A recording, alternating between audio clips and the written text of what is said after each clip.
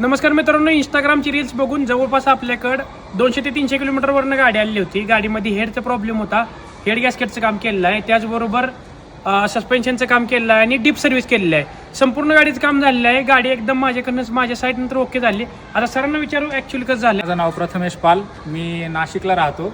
नाशिकवरनं मी special ही गाडी समाधान भाऊकडे टाकायला आलो होतो.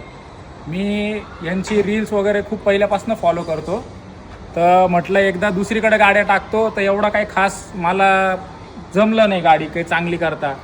मी इकडं टाकली, गाडी सोडून गेलो होतो. 3 दिवसामध्ये माझी गाडी भेटलेली आहे. एवढं सगळं काम करून मिळालेलं नाही आहे. आणि जे पण पार्ट वापरले आहेत ते पूर्ण एकदम जेन्युइन पार्ट टाकलेले आहेत. माझ्या Hyundai कंपनीचेच टाकलेले आहेत.